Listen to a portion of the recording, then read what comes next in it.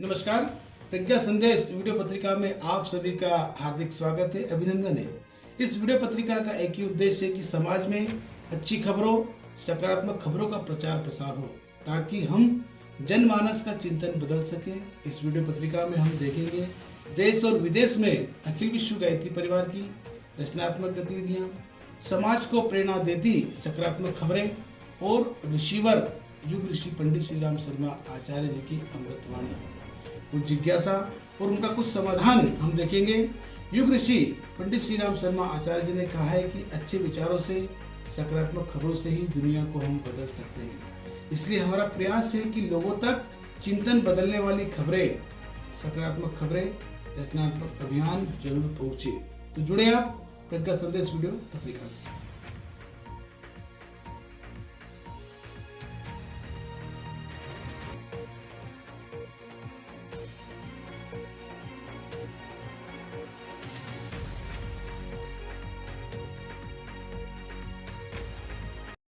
नमस्कार।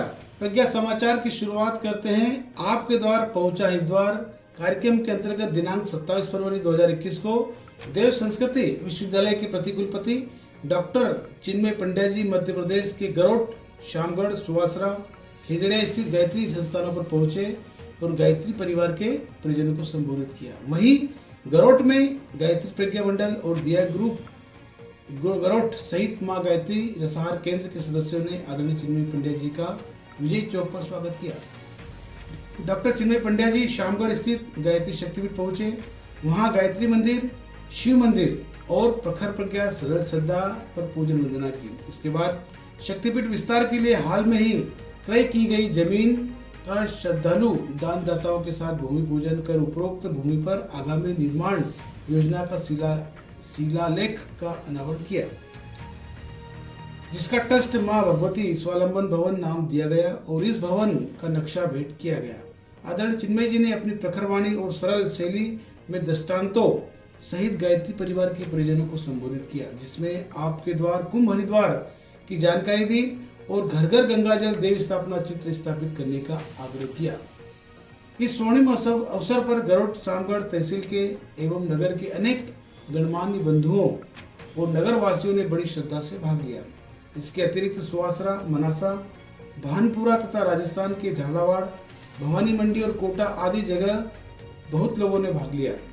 शामगढ़ से विदा होते हुए आदरणीय भैया नगर स्थित मध्य नगर की शांत शिव हनुमान मंदिर पहुंचे। वहां मंदिर समिति ने आदरणीय चिन्मय भैया का स्वागत किया। उन्होंने मंदिर देव प्रतिमाओं का पूजन अर्चन किया।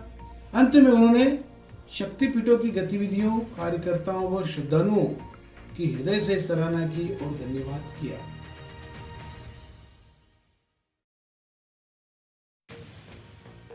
खबरों में आगे बात करते बड़ौदा की, जहां पर शांति कुंज प्रतिनिधियों द्वारा हर गंगे गंगे अभियान पर विस्तार से गोष्ठी की गई। शांति कुंज के वरिष्ठ आदरणीय प्रतिनिधि श्री केदार प्रसाद दुबे, श्री योगेंद्र गिरी जी, श्री परमानंद जी, श्री केतन पटेल जी, आदरणीय श्री ज्वलंत भावसार जी एवं गुजरात जॉन प्रभारी आदरणीय श्री अश्विन भाई जी की बड़ौदा यात्रा बहुत सफल रही और सुखद रही। आपके द्वार घर घर गंगे हर हर गंगे आपके द्वार पहुंचा हरिद्वार का प्रक्षण कार्यक्रम की गोष्ठी बहुत ही प्रेरणादायक रही और आनंददायक रही। बड़ौदा एवं बड़ोदरा उपजोन के जिलों का परिजनों की भी सुखद भागीदारी, उनके आगमन से गायत्री परिवार बड़ौदा में भाव, संवेदना, प्रेम एवं आत्मीयता का विस्तार हुआ और सभी परिजन एकजुट होकर गुरु कार्य को एवं मिशन की गतिविधियों को संगठित होकर करने का संकल्प लिया गया।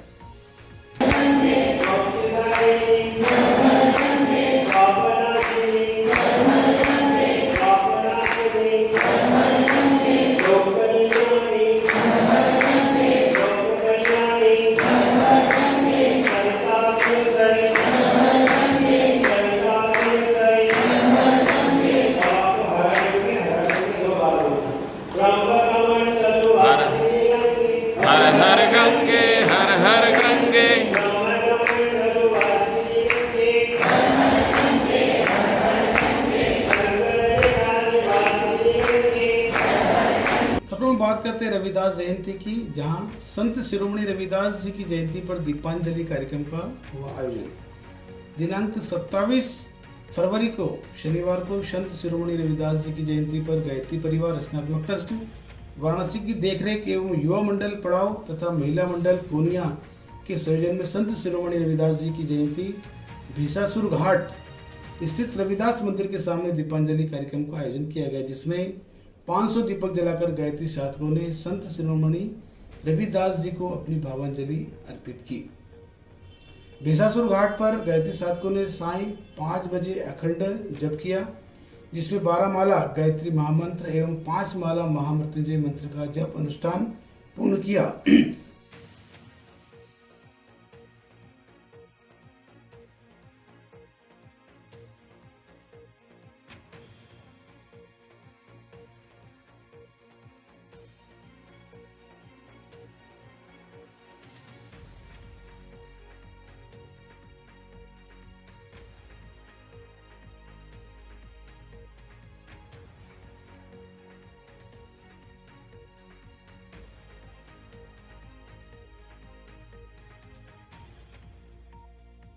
खबरों में आगे बात करते हैं मूर्तियों की प्राण प्रतिष्ठा। बसंत पंचमी पर्व पर गायत्री प्रज्ञापीठ फूलमाला में मूर्तियों की प्राण प्रतिष्ठा। अलीराजपुर आदिवासी अंचल के जिला अलीराजपुर के गायत्री प्रज्ञापीठ ग्राम फूलमाला में मूर्तियों की प्राण प्रतिष्ठा बसंत पंचमी के पावन पर्व शांतिकुंज हरिद्वार के प्रतिनिधि श्री बसंती लाल जी सोलंकी के द्वारा वैदिक मंत्रों के उच्चारण के साथ की गई। कार्यक्रम के बारे में जिला समन्वयक श्री संतोष वर्मा ने बताया कि प्रथम दिवस प्रातः 6 बजे से शाम 6 बजे तक गायत्री मंत्र का अखंड जाप किया गया। दोपहर 2 बजे से मंगल कलश यात्रा निकाली गई। शाम को 7 बजे गायत्री दीपक किया गया, जिसका संचालन श्री बसंती लाल जी सोलंकी एवं ग्यारसी लाल भाटिया द्वारा किया गया।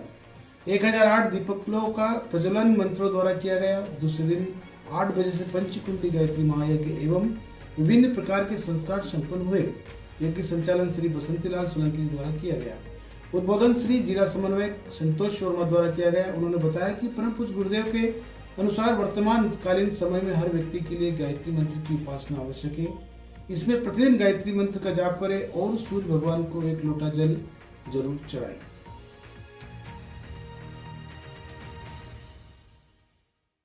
खबरों में आगे बात करते हैं ग्राम कोटला खेड़ी मध्य प्रदेश की, जहां पर निरंतर यज्ञ के द्वारा जनमानस का चिंतन बदलने का प्रयास किया जा रहा है। कोटला खेड़ी में मनीष सिसोदिया के नेतृत्व में पंचकुंडी गायत्री महायज्ञ का आयोजन हुआ और जिसमें कई परिजनों ने गायत्री परिवार से जुड़कर अपने आप को धन्य बनाने का प्रयास किया। आयोजन में कई परिजनों ने दीक्षा ली, कई परिजनों ने अपने जीवन की बुराइयों का त्याग किया और अच्छाई से जुड़ने का प्रयास किया। देखते हैं कुछ झलकियों के माध्यम से कोटला खेड़ी की रिपोर्ट।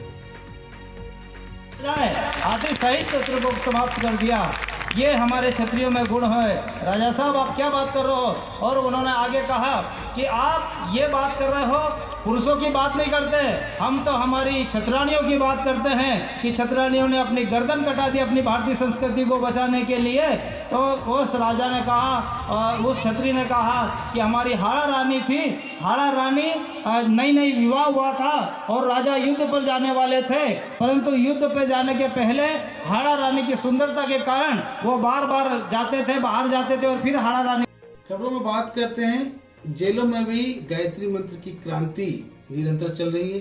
गायत्री परिवार के साधक जेलों में भी जाकर कैदियों द्वारा गायत्री मंत्र लिखाकर उनके जीवन में परिवर्तन कर रहे हैं। बात करते हैं सेंट्रल जेल इंदौर की, जहां पर गायत्री परिवार के परिजनों के अथक प्रयास से कैदीगण निरंतर गायत्री मंत्र लेखन की साधना कर रहे हैं, अपने जीवन की बुराइयों को मिटा रहे हैं और अच्छाई से जुड़ने का प्रयास कर रहे हैं। देखते हैं एक छोटी सी रिपोर्ट के माध्यम से। का साहित्य वितरण क्या है, मंत्र लेखन की 40 दिन की साधना यहाँ पे बंदी भाइयों को दी गई है और माला कैसे जपें, कैसे गुरुदेव का स्वाध्याय करें, ये सारी चीज़ें यहाँ पे हम भाई बहनों के द्वारा समझाई गई है। तो आज आपने कुछ यहाँ पे किया है? हाँ जी, इनको साधना दिलाई है 40 दिन की, संकल्प भी दिलाया गया है। जी जी, किस बात का संकल्प?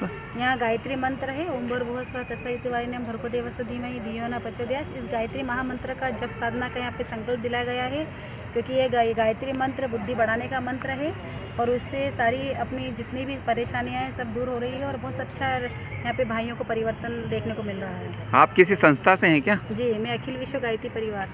जी, क्या करती है आपकी संस्था? हमारी संस्था यहाँ पे ऐसे भाइयों का सुधारात्मक कार्य करती है और जो मंत्र लेखन की साधना से इनमें बहुत सारा परिवर्तन आया है। और यहाँ पे लगातार साधना का क्रम है। यज्ञ सूक्ष्म रूप से कैसे यज्ञ किया जाता है, कैसे मानसिक यज्ञ भी ये लोग कर सकते हैं यहाँ पे। अच्छा, दुनिया का चित्र मात्र है। मनुष्य के मन में जैसी भावनाएं घुमड़ती हैं, बाहरी परिस्थितियां उसी के अनुकूल स्थिर हो जाती हैं। सच्ची शांति की स्थापना करनी हो तो उस दूषित विचारधारा को परास्त करना चाहिए जो युद्धों की जननी है। पारिवारिक, सामाजिक, जातिगत, धार्मिक और राजनीतिक युद्धों का मूल कारण दूसरों के हितों की परवाह न करके अपना स्वार्थ साधन करना है। ये नीति जहां भी काम कर रही होगी वहीं कलह उत्पन्न होगी।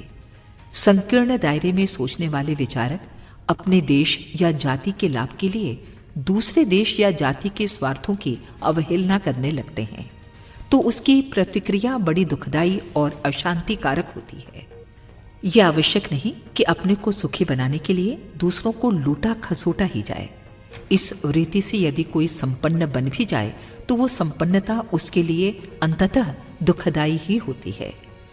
समानता, एकता, प्रेम, सहयोग, उदारता और बंधुत्व भावना के आधार पर सब देशों के मनुष्य आपस में मिलजुल कर रह सकते हैं। नमस्कार, प्रज्ञा संदेश वीडियो पत्रिका से जुड़ने के लिए आप सभी का धन्यवाद। तो रचनात्मक और सकारात्मक अभियानों के लिए निरंतर जुड़े रहें प्रज्ञा संदेश वीडियो पत्रिका में और मिलते हैं अगले क्रम में। जब तक के लिए नमस्कार।